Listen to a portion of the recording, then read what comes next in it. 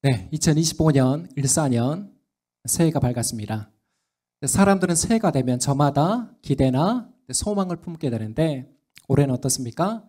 그 시작부터가 참 순탄하지가 않습니다.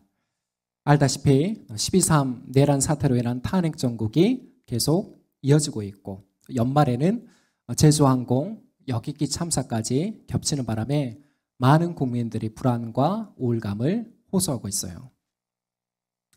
저도 오늘 복장을 검정색으로 맞춰 입었는데 평소와 달리 검정색으로 맞춰 입었는데 다른 이유가 아닙니다. 여객기 참사로 인한 광주 전남 시민들이 대다수인 179명의 희생자들을 애도하는 마음으로 제가 교회를 대표해서 강단에 이렇게 섰습니다. 이처럼 예년과 달리 침울한 새해를 우리가 맞이하고 있지만 그럼에도 우리에게 필요한 일이 뭡니까? 작년보다 더 나은 삶을 위한 목표와 계획들이 필요하겠죠. 한 설문조사를 보니 2025년 새해 목표 거기에서 높은 응답을 차지한 항목들을 봤는데요. 뭐가 높은 응답으로 나왔을까요? 크게 다르지는 않습니다. 운동 및 건강관리, 저축 및 재테크, 자격증 취득 및 자기개발, 취업준비, 다이어트, 여행 이렇게 순서로 응답이 나왔습니다. 여기 신앙인들은 뭐가 더 추가가 될까요? 성경 일독하기나 정기적인 예배 참석이나 기도생활 그리고 소그룹 활동을 더 힘쓰는 것, 하나님께 드릴 헌금을 계획적으로 준비하는 것, 전도나 선교에 더 마음을 두는 것, 저마다 영적인 성장을 위한 새해 목표를 세우게 됩니다. 그리고 연말에 송구영신 예배 때 저희가 기도카드를 작성하면서 또 세우신 성도님들도 계십니다. 그런데 문제는 이런 비장한 결심이 며칠을 넘기기가 어렵던가요? 작심 3일에 그치는 경우가 많습니다. 한 예로 오늘이 이제 공동체 성경 읽기 5일차인데 어제까지 4일 동안 공동체 성경 읽기 빠짐없이 참여한 사람 손 한번 들어보십시오.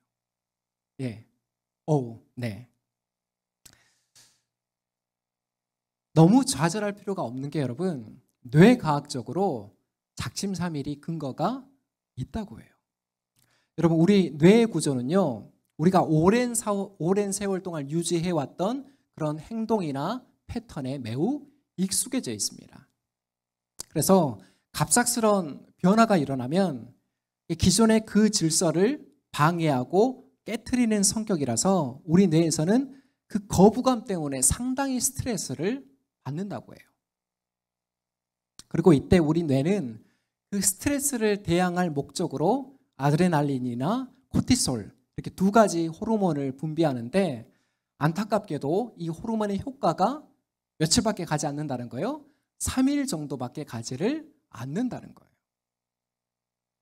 그렇게 이런 뇌구조를 우리가 알고 있으면 거봐 역시 나는 안 돼. 매번 이런 식이야. 이렇게 스스로 자책할 필요가 없이 어떻게 하면 될까요? 어떻게 하면 돼요? 작심 3일을 계속해서 반복하면 됩니다. 왜요? 저항감을 막기 위한 스트레스가 3일 동안 계속 분비가 되니까 3일이 끝나면 다시 결단을 하고 끝나면 또 결단을 하는 이게 우스갯소리가 아니라 정말 뇌과학자들이나 행동심리학자들이 이렇게 얘기를 하는 거예요. 저만 그런 게 아니란 거예요. 우리만 그런다는 게 아니라는 것입니다. 실제로 행동심리학자들이 뭐라고 말하냐면 새로운 하나의 행동이 습관화되는데 최소 21일이 걸리며 습관으로 자리 잡기까지는 66일이 걸린다고 합니다.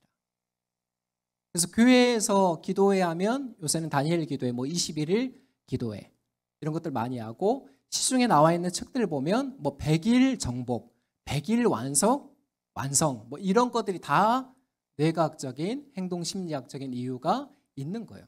그 정도는 계속 반복을 해야 어떻게 된다는 거예요? 습관화되고 하나의 습관으로 정착이 된다는 것입니다. 이처럼 변화는 아무나 우연히 누릴 수 있는 그런 성격이 결코 아니에요. 철저한 문제의 인식과 지속적인 몸부림, 그리고 어떨 때는 완전히 판을 뒤집어야 하는 그런 뼈를 깎는 노력이 동반되기 때문입니다. 오늘 신년주일에 하나님께서 우리에게 주시는 메시지도 동일합니다.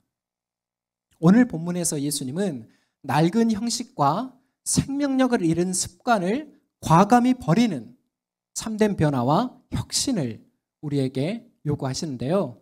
우리 먼저 14절 말씀 함께 읽도록 하겠습니다. 시작. 그때 요한의 제자들이 예수께 와서 물었다. 우리와 바리새파 사람은 자주 금식을 하는데 왜 선생님의 제자들은 금식을 하지 않습니까? 아멘.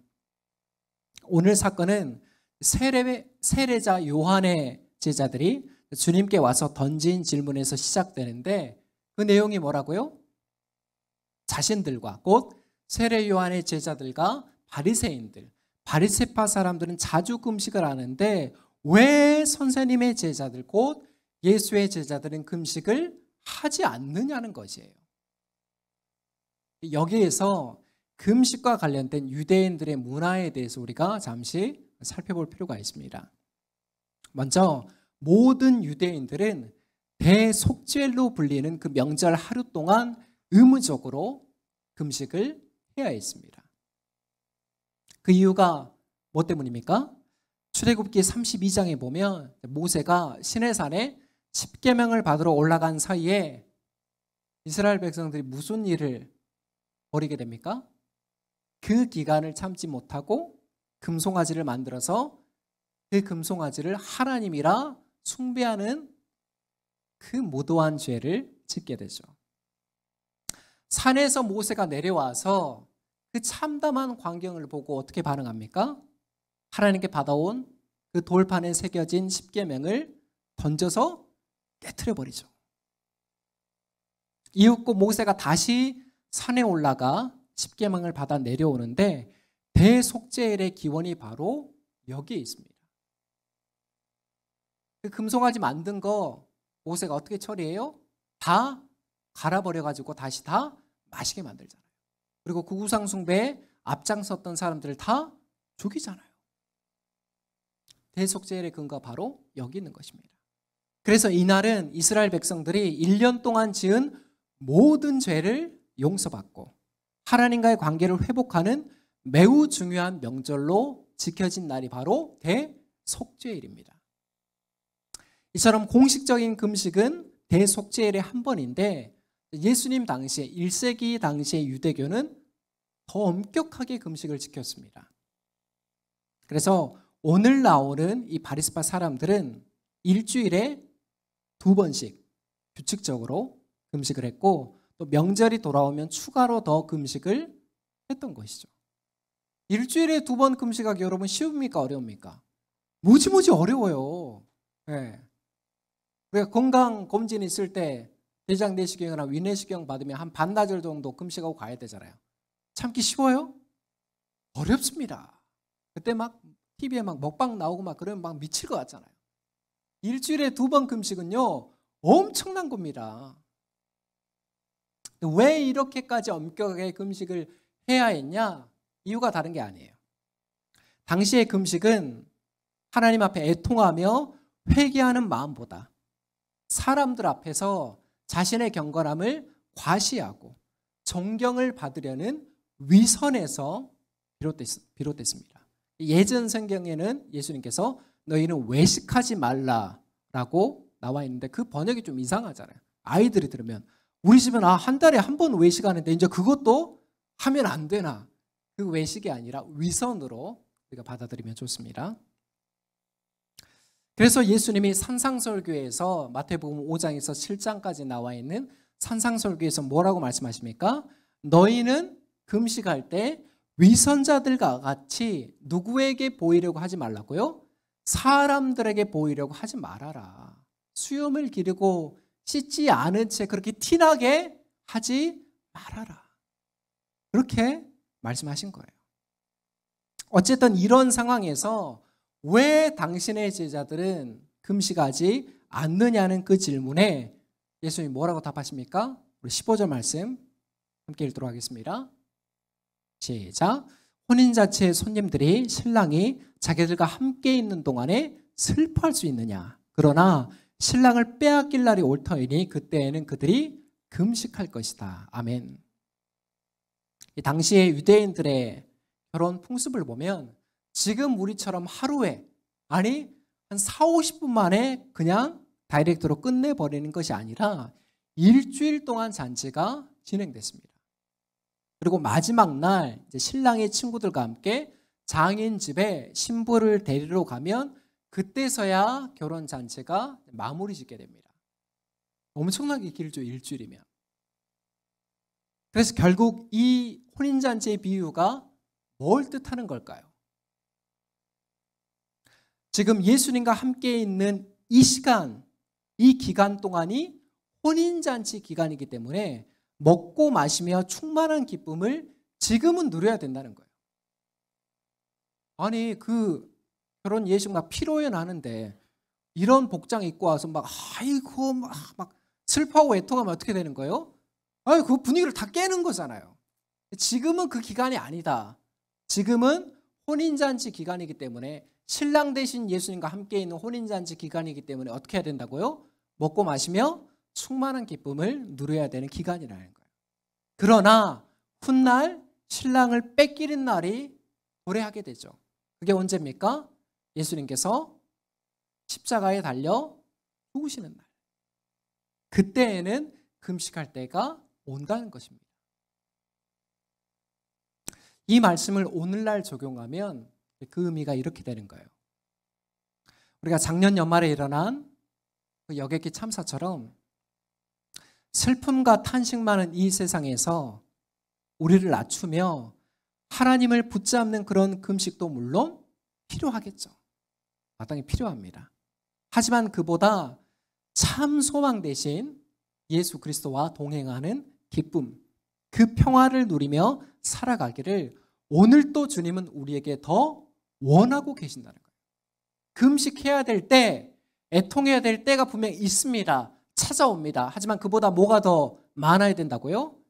예수와 동행하는 기쁨, 그분이 우리에게 선사하시는 그 평화, 샬롬을 누리며 살아가기를 주님은 우리에게 더 원하신다는 것입니다.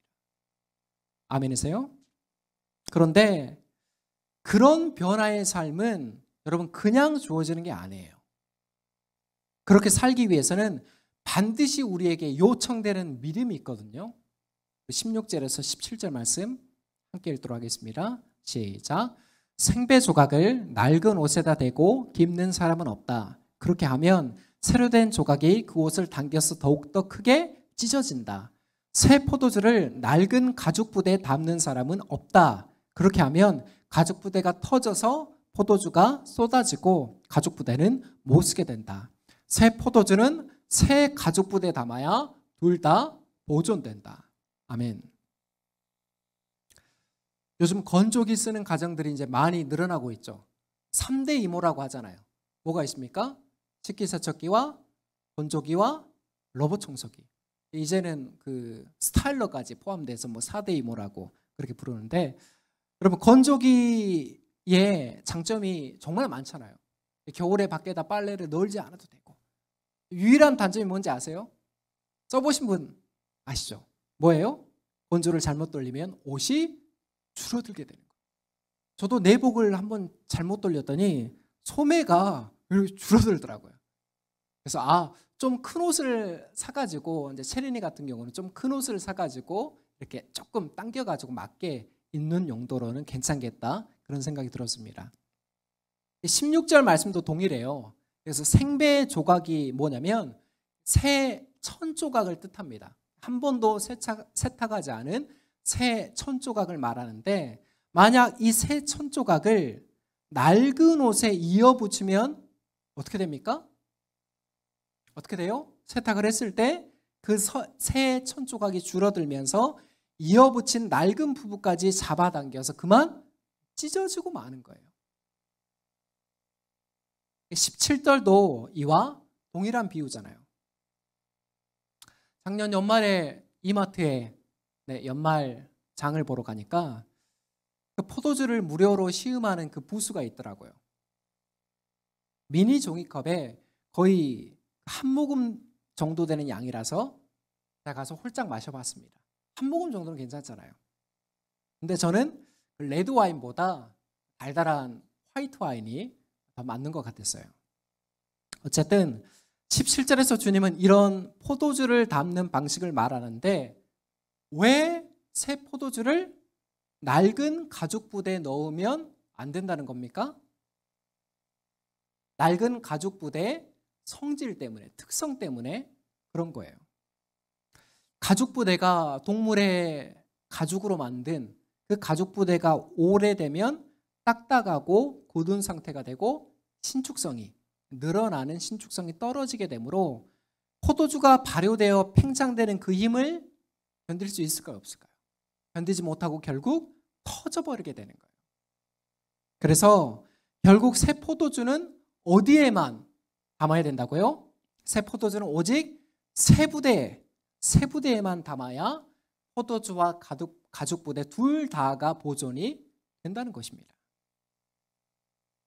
그리고 이 비유에서 잊지 말아야 될 중요한 가르침, 매우 중요한 가르침이 있는데요. 그건 바로 이 낡은 옷과 16절에 나와 있는 낡은 옷과 17절에 나와 있는 낡은 가죽 부대가 뭘 상징하느냐는 거예요. 예수님의 비유에는 상징을 가리키고 있잖아요. 쉽게 말해서 낡은 옷이나 낡은 가죽 부대들은 1세기 당시에 유대 사회를 장악하고 있던 유대교 체제를 의미합니다. 예수님이 오셨을 당시에 이스라엘의 국교가 뭐예요? 유대교예요, 유대교. 그들은 여전히 유대교의 전통이나 제도나 관습이나 그 웅장한 성전을 자랑했지만 거기에는 눈 씻고 찾아봐도 뭐가 없었습니까? 사람을 살리는 자유함과 생명력이 없었어요. 오늘 바리새인들이 왜 그렇게 음식을 엄격하게 했습니까? 그 십계명에 나와 있는 게 아니잖아요. 모세가 시내산에서 받았던 십계명은 10개예요. 근데 1세기 당시에 그 율법을 몇 개까지 만들어 놨습니까? 그 10개를 613개까지 만들어 놨어요. 자기들도 지키지 못하는 그 율법을 그렇게 세세하게 엄격하게 만들어 놔서 사람들에게 다 짐을 지우게 만드는 거예요. 압박하는 거예요. 질식하게 만드는 거예요. 아니 오히려 사람들을 멸망으로 끌고 갈 뿐이었죠. 예수님이 대제사장들과 바리새파 사람들과 서기관들을 보면서 뭐라고 말했어요? 눈먼 사람들을 인도하는 꼴이다. 둘 다 멸망의 구렁텅이에 빠지게 된다. 그게 1세기 당시에 유대교가 처한 현실이었다는 것입니다. 그렇게 이런 어둡고 소망 없는 시대에 예수님이 오신 목적이 뭡니까? 왜 하필 그 시대에 예수님이 오셔야만 했습니까? 주님의 오심이, 예수 그리스도의 오심이 이제는 그 자체가 옛 시대가 끝나고 뭐가 도래했다는 것입니까? 새 시대가 열렸음을 확증하는 사건입니다. 아멘이세요? 그 증거로 주님이 3년여 동안의 공생의 기간 동안에 하신 일이 뭡니까? 고통받는 그 병자들을 고쳐주시고 귀신에 들려서 자기 의지를 빼앗겨버린 사람들에게서 귀신을 내어 쫓으시고 가난하고 소외된 자들의 친구가 되어주시며 하나님 나라는 천국은 죽어서 가는 곳이 아니라 예수와 함께 이미 이 땅 가운데 도래했다는 것을 몸소 보여주신 것입니다. 그게 엄청난 사건이에요. 다시 말해서 우리 예수님께서 선포하신 하나님 나라, 이 새 포도주를 담기 위해서는 그에 합당한 새 부대가 준비되어야 한다는 것이죠. 다른 것으로는 담을 수가 없다는 거예요. 근데 여러분, 이 진리가 우리에게 얼마나 위대한 도전과 영감을 주는 말씀입니까? 이제 오늘 말씀을 통한 적용을 살펴볼 차례인데요. 첫째는 당신의 부대를 점검하라입니다. 당신의 부대를 점검하라. 작년 연말에 나온 한 통계를 제가 봤습니다. 그 제목이 직장인들의 올해 평가와 내년 기대감에 대한 설문조사였어요.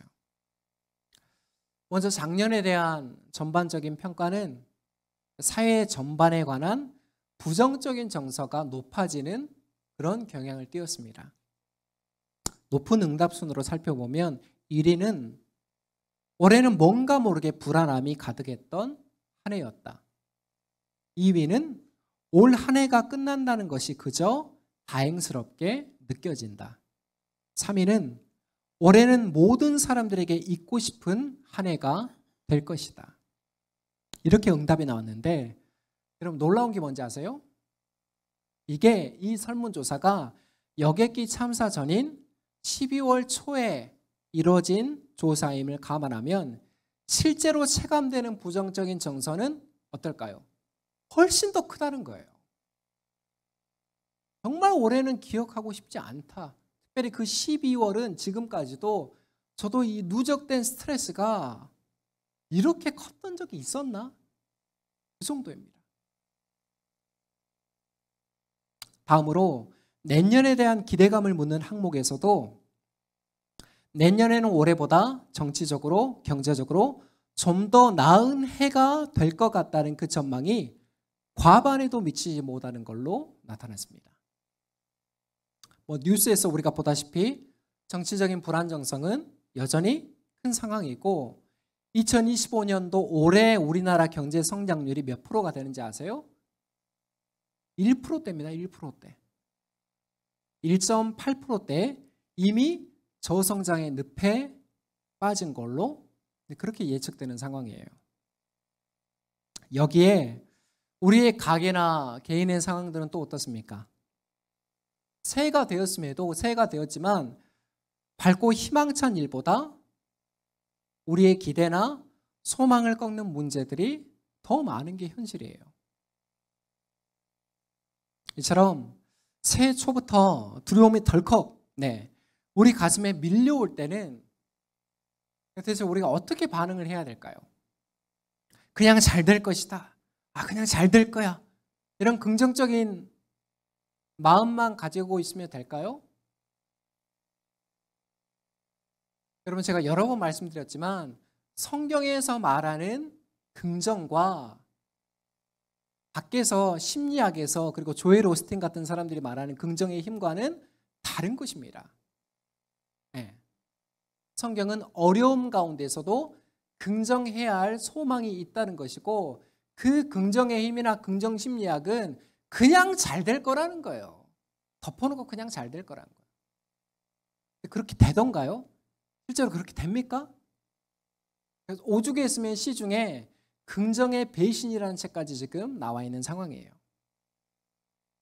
자, 어쨌든 두려움이 덜컥 우리 가슴에 밀려올 때는 우리가 어떻게 반응을 해야 되느냐? 답은 오늘 주님이 우리에게 주신 말씀에 있습니다. 우리 또한 새 부대를 준비해야 되잖아요. 말씀을 들어보니까. 여기서 말하는 새 부대란 우리의 걱정과 염려, 의심과 불신앙을 모두 담아낼 수 있는 사이즈의 새 부대가 되어야 하는 것입니다. 의심이 사라지는 게 아니잖아요. 걱정과 염려가 사라지는 게 아니잖아요. 그래서 어떻게 해야 된다고요? 그 모든 것들을 다 담아낼 수 있는 사이즈의 새 부대를 준비해야 된다는 것입니다. 구체적으로 우리 눈앞에 놓인 그 문제에 집중하면서 소진되는 에너지보다 뭐가 더 커야 됩니까? 복음이 주는 새로움과 유연성과 생명력의 에너지를 더 크게 담기 위해서 몸부림을 쳐야 되는 거예요. 우리 눈앞에 어려움이 여전히 놓여 있어요. 근데 그 어려움에만 집중하면 어떻게 됩니까? 에너지가 다 소진돼요. 있던 힘마저 다 빠져버립니다. 그래서 어떻게 해야 된다고요? 복음이 주는 그 새로움, 유연성, 그 생명력의 에너지를 더 크게 집중하며 그것을 더 크게 우리의 부대에 담기 위해서 몸부림을 쳐야 된다는 것입니다. 아멘이세요? 여러분 절박할수록 더 큰 몸짓이 필요해요. 깊은 늪에 빠져 있을수록 어떻게 해야 됩니까? 더 큰 몸짓이 필요한 것입니다. 앞에서 제가 말씀드렸잖아요. 사람들은 새해가 오면 늘 새로움을 원해요. 하지만 그 새로움으로 가기 위한 변화는 두려워합니다. 왜 그런지 아세요? 사람들은 다 새로움을 원해요. 변화는 두려워한다고요. 왜 그러냐고요. 뭔가를 바꾸기 위해서는 고통과 불편함이 동반되기 때문입니다. 그래요, 안 그래요? 그렇다고 마냥 지금이 편하다고 계속 그 상태를 유지해가면 결국 어떻게 될까요? 언젠가는 신축성을 잃어버린 그 낡은 부대처럼 찢어지고 터지는 날이 반드시 찾아온다는 거예요. 뭔가 이상 신호가 감지됐을 때 그때 바꿔야 돼요. 그때 바꿔야 됩니다. 사랑하는 여러분, 새해를 시작하는 이 신년주일에 우리가 던져야 될 질문은 이겁니다. 현재 내 부대의 상태가 새 포도주 대신 예수님을 담기에 낡고 오래됐는지, 아니면 그분의 말씀을 담았을 때 때론 발효되고 팽창되는 아픔이 있음에도 감당할 수 있는, 그것을 감당할 수 있는 새 부대인지 그 컨디션을 점검해야 하는 것입니다. 의심할 필요 없이 우리 주님께서 주시는 새 포도주는 분명 최상급의 와인입니다. A++의 와인이라는 거예요. 문제는 그 포도주를 담아내기에 합당한 새 부대가 되느냐 하는 것이죠. 저는 이 근원적인 질문이 올해 우리가 세운 어떤 목표나 계획보다 더 앞서가기를 축복합니다.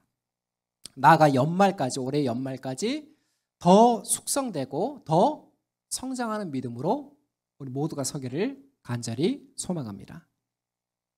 끝으로 하나 더 살펴볼 적용은 새 부대를 준비하는 교회입니다. 새 부대를 준비하는 교회. 이번 탄핵 정국을 지나고 있는 가운데 교회가 온갖 욕을 먹고 있습니다. 그 이유가 뭔지 아세요? 윤석열 탄핵 반대 집회에 나오는 대다수의 사람들이 교인이고 소위 정강훈 씨가 지휘하는 태극기 부대 소속이기 때문입니다.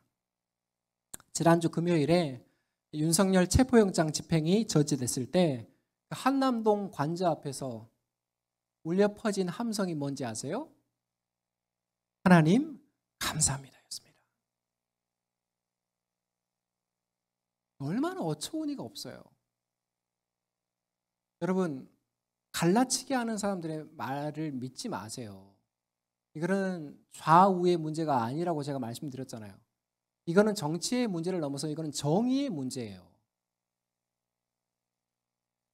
오늘 예수님 시대의 유대교가 율법의 정신을 버리고 권력과 밀착하고 생명력을 잃어갔던 것처럼 지금 교회가 똑같은 전철을 밟고 있는 모습을 보며 우리는 어때야 됩니까? 깊은 두려움과 경각심을 가져야 됩니다. 그리고 여기서만 그칠 게 아니라 뭐가 더 필요합니까? 교회 안에 고여있는 그 물을 다 퍼내고 딱딱하게 굳어있는 우리의 사고와 전통을 손절하며 세상 앞에 다가서는 과감한 도전과 모험이 필요한 것이죠. 무엇보다 예수님을 소개하기 전에, 우리 교회를 자랑하기 전에 먼저 우리 자신이 여러분 매력적인 그리스도인이 되어야 합니다. 여러분 저를 보십시오. 우리 앞에 신세계 백화점에 가도 그 의류매장 입구에 뭐가 서 있습니까? 의류매장 입구에 뭐가 서 있어요? 네, 잘 빠진 마네킹이 이번 시즌에 그 주력 상품을 입고 있잖아요. 코디가 이렇게 돼 있잖아요. 그래서 그 실루엣만 봐도 사고 싶다는 느낌이 확 들어야 매장에 들어갈 거 아닙니까? 마찬가지로 가정이나 직장 혹은 여러 모임에서 우리의 존재가 남다르게 거룩하게 느껴져야 우리가 전하는 복음, 우리가 소개하는 예수에 대해서 사람들이 호기심을 갖고 귀를 기울일 거 아니에요. 네? 그 매장 앞에 놓여있는 마네킹을 봤는데 거미줄이 묻어있고 먼지가 막 쌓이고 그러면 들어가요, 안 가요? 안 가요. 그게 사람 심리입니다.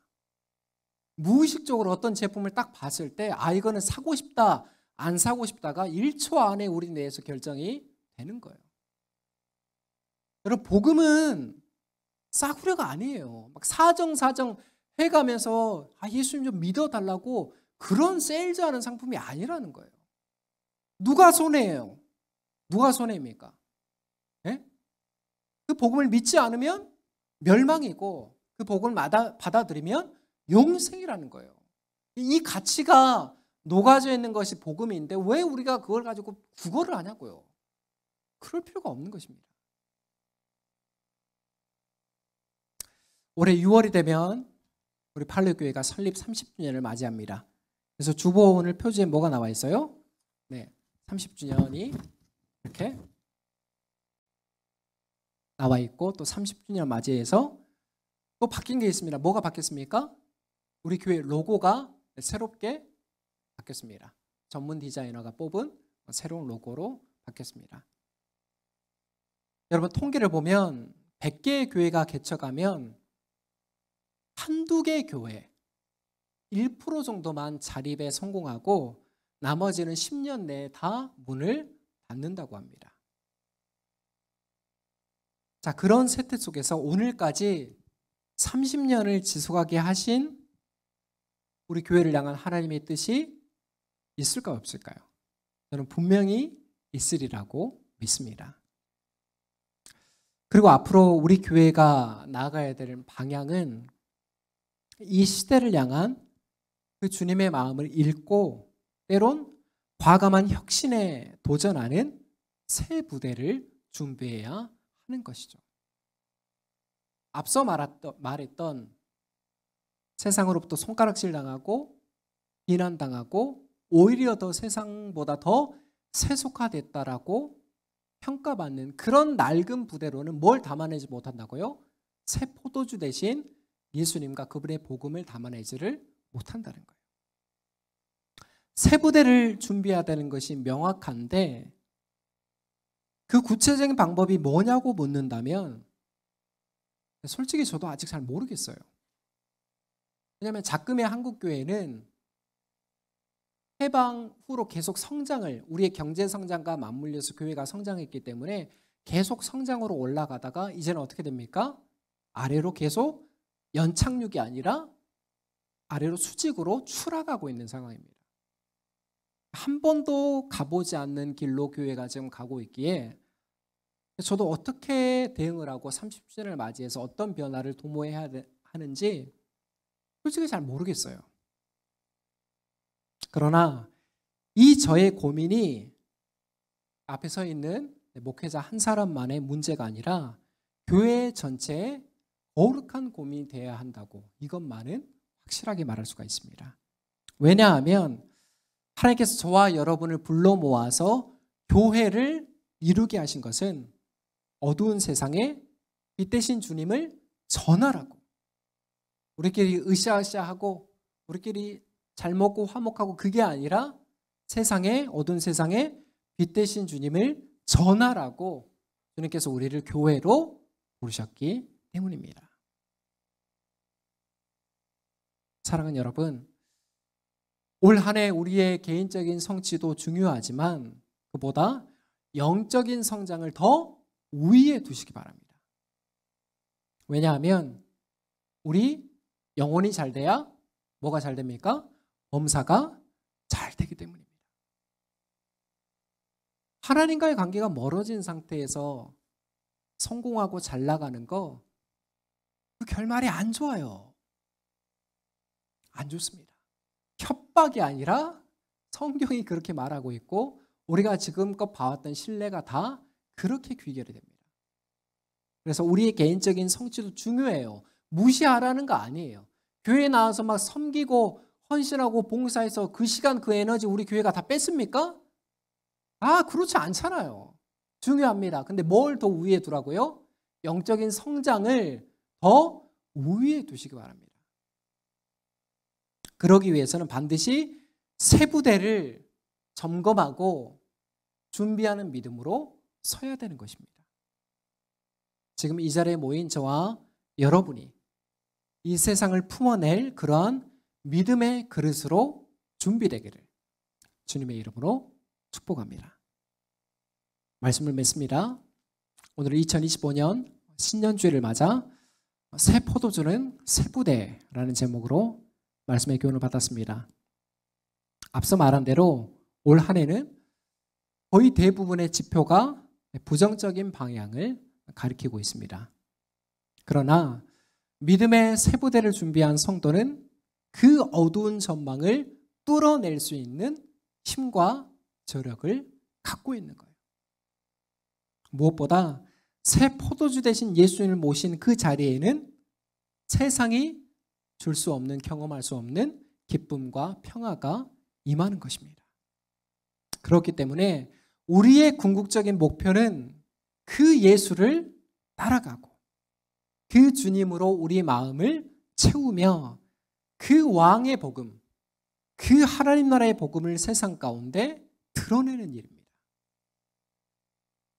여러분, 세상 유행 따라 가는 길이 지혜롭고 잘 사는 것처럼 보이지만 그 길의 끝은 죽음이고, 진리 대신 예수 따라 사는 길은 죽는 것처럼 보이지만 그 길만이 생명의 길이고 영생의 길임을 믿으면 아멘 하시기 바랍니다. 사랑하는 여러분, 2025년 한 해도 그 십자가의 길, 그 제자도의 길로 나아가는 저와 여러분이 되시기를 다시 한번 주님의 이름으로 축원합니다. 기도하겠습니다.